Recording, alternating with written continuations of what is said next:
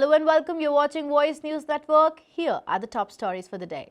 The first flight carrying fresh water and other aid to tsunami hit Tonga was finally able to leave on Thursday after the Pacific nation's main airport runway was cleared of ash left by a huge volcanic eruption.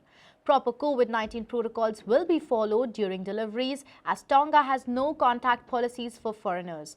Tonga has not reported any outbreaks of COVID-19 and has just reported a single case since the pandemic began. The Red Cross says that its team in Tonga had confirmed that salt water from the tsunami and volcanic ash were polluting the drinking water of tens and thousands of people, but the volcanic ash covering Tonga's main runway was delaying the flight. US President Joe Biden has expressed his anger over Russia's military incursion over Ukraine. Biden has said that Putin will have to pay a dear price if he moves forward with military build-up. Before this, Canadian Prime Minister Justin Trudeau also condemned mounting aggression from Russia against Ukraine and hinted that Canada fears that the situation could dissolve into armed conflict. The Canadian Red Cross will be winding down its swimming program by December 2022 to direct more attention to humanitarian demands such as disaster and pandemic response, opioid harm reduction and caregiving for seniors. Partners in First Nations communities, however, will continue with the Red Cross as part of the Red Cross Indigenous Peoples Framework. The Red Cross started its swimming program in 1946 in an effort to curb deaths from drowning each year. According to the organization, the Red Cross has provided swimming training and life-saving skills to more than 40 million Canadians. Manitoba RCMP reports that 4 people, one an infant, were found dead at the Canada-US border. The bodies of a man, a woman, a teen boy and an infant were found. According to the police officials, they are believed to have died from exposure to the freezing weather while attempting to walk across the border from Canada to the United States. Just before 9:30 a.m. on Wednesday, members of the RCMP Integrated Border Enforcement Team were alerted that U.S. Customs and Border Protection officers had apprehended that a group had crossed into the U.S. from Canada, near the town of Emerson. Work is underway to identify the names, ages and nationalities of the people who died, and an autopsy has been scheduled to confirm the causes of death. Ontario Premier Doug Ford announces that the province will begin easing COVID-19 public health restrictions at the end of January, with the plan to lift most remaining measures by mid-March. Starting January 31st, businesses in Ontario will return to 50% capacity. For the first step, arenas, concert venues, and theaters will be capped at 500 people. Social gatherings will increase to 10 people indoors and 25 people outdoors. If trends remain stable or improve, Ontario will move to the next step on February 21st and then March the 14th. While the province is gearing up to ease out the restrictions, Premier Doug Ford clearly states that the timeline could change based on current COVID-19 trends and data in the province. The City of Toronto is ready to implement its 10-year Community Safety and Wellbeing Plan and will be spending $12 million during the first year after City Council's approval. The plan includes launching 4 pilot projects where non-police crisis teams will respond to mental health calls, developing a gun violence reduction strategy, providing more support to victims of violence, and improving data sharing across city agencies. This comes after Toronto recorded that 2021 was one of the most violent years in city's history.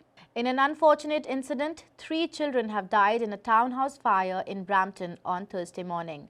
According to Peel Police, emergency crews were called about a residence in the area of Tobram Road and Clark Boulevard that was fully engulfed in flames around 9 a.m. Mayor Patrick Brown has said on Twitter that he was heartbroken to report that 3 children had died. Peel paramedic officials report that the ages of the children were 15, 12 and 9 respectively. Premier Doug Ford has expressed his grief on the matter and has said that the province would be reaching out to the city to see if it can assist them in any way. This morning, in a shocking incident, a man and a woman were found dead inside a vehicle in Brampton. Peel police were called to the residential area of Redcastle and Kershaw Streets around 2 a.m. for a checkup of 2 people in the car. They found the pair suffering from gunshot wounds and both were pronounced dead at the scene. The police didn't confirm any other details about the incident, but the home in front of which the incident took place has been taped off as police continue to investigate. Cognizant, which is a multinational information technology company, is setting up shop in Nova Scotia with an aim to create more than 1,000 new jobs. Cognizant, which bills itself as one of the world's leading technology and professional services companies, plans to open a new global technology and service delivery center in Halifax. Nova Scotia has approved 2 payroll rebate agreements for the company, an incentive that means Cognizant could be rewarded with up to $27 million in public money if it meets its job-creating goals. Former fashion mogul Peter Nygaard has been denied bail on charges of sexual assault and forcible confinement by a Toronto judge. Ontario Justice of Peace John Scarf denied Nygaard's request for bail during a virtual hearing. Nygaard attended the hearing over Zoom from Toronto South Detention Centre. Nygaard, who's 80-year-old, has been in custody since he was arrested in Winnipeg in December 2020. He once ran an international fashion business from Winnipeg and is now charged with 6 counts of sexual assault and 3 of forcible confinement related to 6 people in Toronto. He also faces extradition to the United States on 9 sex-related charges in New York. Leon Talley, former creative director and editor-at-large of Vogue magazine, has passed away. He was 73. Talley's literary agent, David Vigliano, confirmed Talley's death to USA Today, but no additional information was provided about his death. Talley was an influential fashion journalist who worked at Women's Wear Daily and Vogue, and he was a regular in the front row of fashion shows in New York and Europe. Talley was hired at Vogue in 1983 by editor-in-chief Anna Wintour and was appointed its creative director in 1988. Talley was also a familiar figure to TV audiences, serving as a judge on America's Top Model and appearing on Sex and the City and Empire. Google-owned video platform YouTube's ambition of running a streaming business has come to shambles now. The company has decided to shut down its original programming unit called YouTube Originals. In a social media post, Chief Business Officer Robert Lin announced the company is essentially shutting the unit, saving for existing commitments and ongoing programs. Launched in 2016, YouTube Originals began life as a subscription service streaming ad-free series and films.